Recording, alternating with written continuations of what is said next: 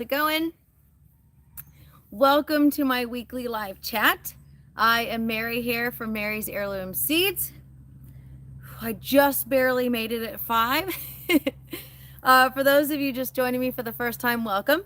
For those of you joining me as regulars, welcome back. I try to go live here on YouTube every Thursday at 5 p.m. Central Time.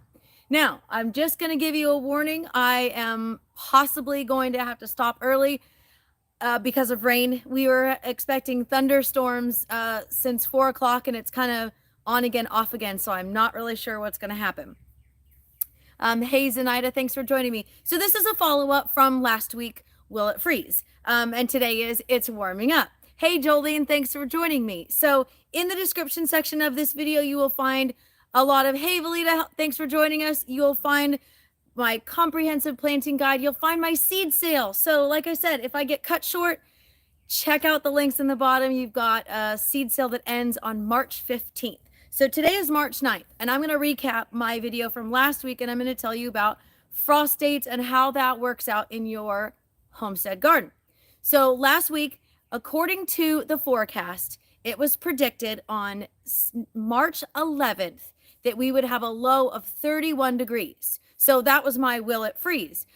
So I was a little cautious about planting anything that was a tender annual like tomatoes and peppers. Now, I also mentioned that my last frost date, based on my go-to, which is the Old Farmer's Almanac, it shows that my last frost date for 2023 is March 17th. And that's coming up very, very soon. So now is when I start looking at my 10-day forecast, and I'm looking at how the weather might be changing. And it's Texas. It changes like every 5 minutes, literally, because before I went outside, it was supposed to be a thunderstorm at 6. And now, before I came out, Doc said it's expected at 5. So it's 5, and I'm trying to get through this video. The clouds are coming in. I'm loving this weather. We had a high of 87 today, but then it's going to get down to 60 upcoming. So Brew, you're in Orlando, and it's 75. So let's get to the update. As of right now, I mentioned our projected frost for the 11th, instead of 31 degrees. Now, a week ago, it said 31 degrees. Hey, Deborah Dixon. Now, the projected low for the 11th. I'm just giving you an update here. Yeah, Lana says it just finished in the Dallas area. So, right, I got about 20 minutes probably till it's here or less to share all this awesome information. So I had to make notes here because otherwise I'm going to forget. You guys got me fresh in the garden. I just had time to wash my hands before I came live today. So now the projected low, Zenaida says we have 29 tomorrow in Kentucky. Right, so I'm in Ben Wheeler, Texas. This is East Texas. And what I'm doing is I'm sharing with you what my actual is versus the projected. And then you can do the same thing for your area. So with all these resources at our fingertips, we can kind of figure out when the best time to plant is. So let's see. Go-to is March 17th. According to the weather projections, it's going to be a low of 70 degrees on the 17th. So we may be already past our last frost date, which would be really exciting. So as I mentioned, we had a high of 87 today. That is hot. So we still might have a freeze in the future. So let me kind of give you a, I don't know what you would call it, just a user beware for East Texas, because it's always possible that we're going to have a random freeze. But I'm super excited to grow, and I'm learning more about the East Texas area that we are in so that I can better prepare for next year. And if you guys at home do the same for your area, you will have a much better gauge on when to plant and whether you can get an early start on your garden or whether you might need to make a late start in the garden. So I'll also share with you a little bit of an extra. So I started, Homestead and Crazy says, We go down to the 20s in the middle of winter sometimes. We even got into the teens. Yeah, we had 9 degrees before Christmas, I believe, and no ice. We had 20s in January and we were covered in ice. So it really just depends on what's going on with your weather. We did lose a couple plants with the ice, but overall we all survived. So this is where your frost dates are far more important than your growing zones when you're talking about annuals and vegetables in the garden.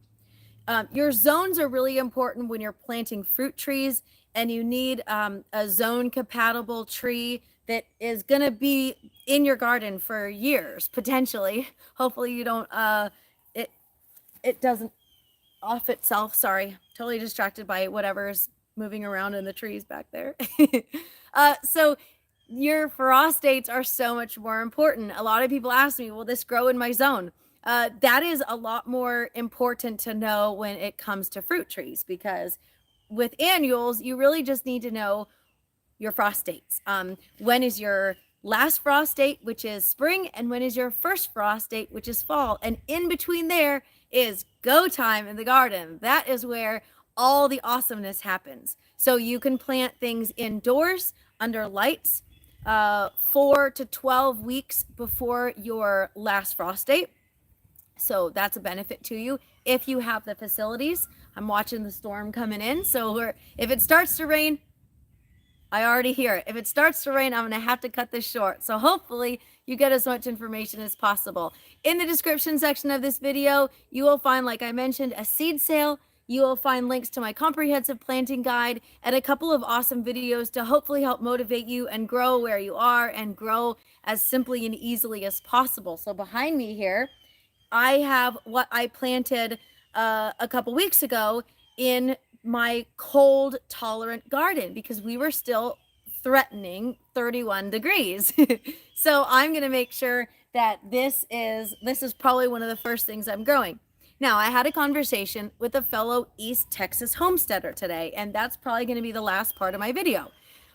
They reached out to me and they said, hey, I noticed on your personal page, not everybody sees me on my personal page, but I noticed you were transplanting tomatoes. Those are those little awesomeness behind me, tomatoes. So what this homesteader had said was, in general, they had always planted their tomatoes or transplanted their tomatoes after Easter. And that is an awesome way of doing things. I know a lot of people in East Texas do wait until after Easter. Now, this year, I believe Easter is April 9th. Not 100% sure, but I'm pretty sure.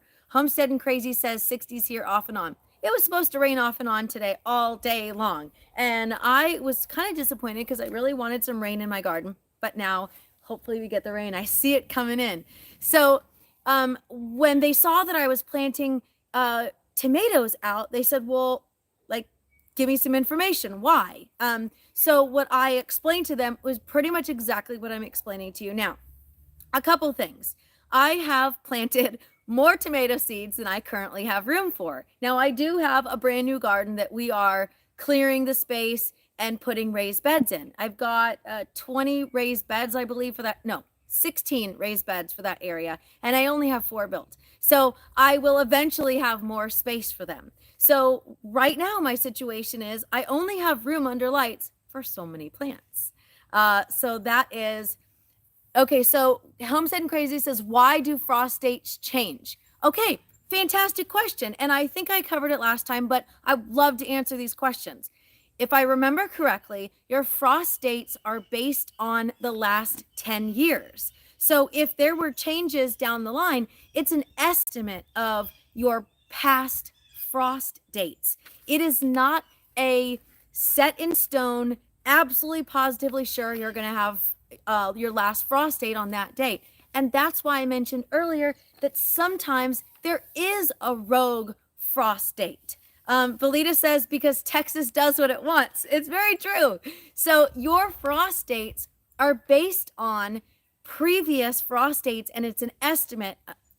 It's an average of those dates. So sometimes there's some crazy swings in there. my first frost date for 2022 was supposed to be mid-November. Last year, the actual frost date was the end of October. I was so sad. I lost 2 weeks in that time period, that frost-free time period. So that was the actual frost date versus the projected or the estimated frost date. And so I've had some people comment and say, well, that's wrong because my area was this. It's an estimate. So that's why I wanted to share a couple videos with you, and I'm going to give you a timeline.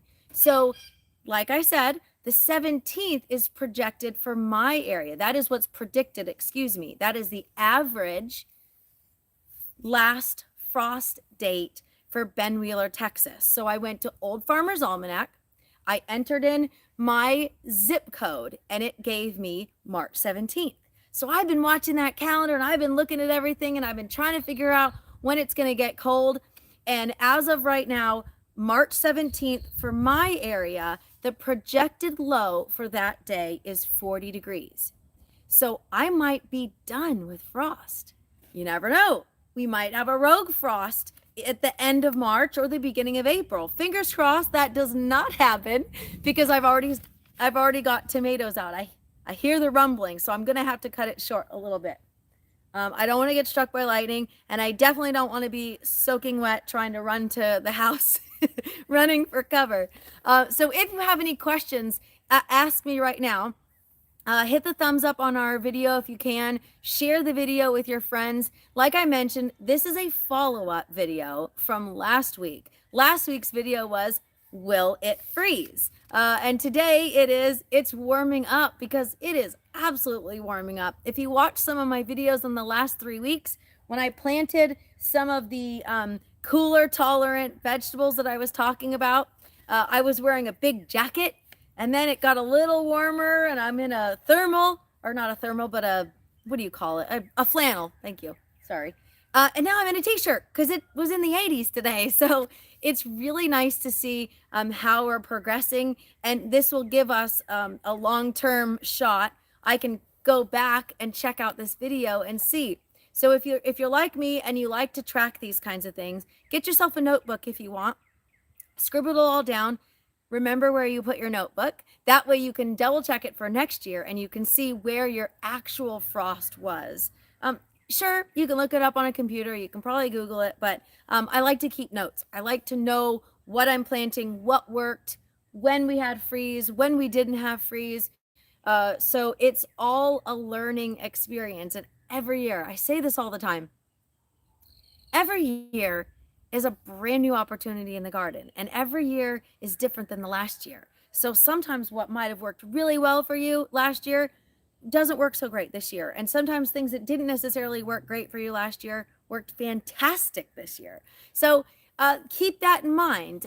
No, I don't consider any failure in the garden an actual failure. It's just an opportunity to learn. I'm still learning after so many years of growing food from seeds is more difficult generally than just buying some plants, because sometimes the hard part is getting them started. Sometimes the hard part is keeping the pests from eating them all before you get them. And I did a little quick chat at a local venue last weekend. It was so much fun. It was Saturday in Longview, and I discussed container gardening. So I'll be sharing a little more information on that at a later time. So Farmer's Almanac says the probability of a frost occurring after the spring frost date or before the fall frost date is 30%. There you go. So I am okay with a 30% chance of frost after my frost date, which is why I planted a bunch of tomatoes already. Peppers will be next. I'm making room in under lights for more tomatoes for our larger space. And then I've got a couple okra that I'll be growing to save seeds for next year, so I can offer you guys some more awesome varieties of okra. So if you don't have any more questions, I might sign off a little early just to beat the rain. You can send me an email in case you didn't get to ask your questions. You can send me an email to mary@marysheirloomseeds.com. Check out our seed selection. We have so many seeds. We have over 800 varieties, probably over 850 varieties of heirloom seeds this year. There's planting guides. There's so much information on my website. The comprehensive planting guide is linked in the description section of this video. What else? There's a seed sale.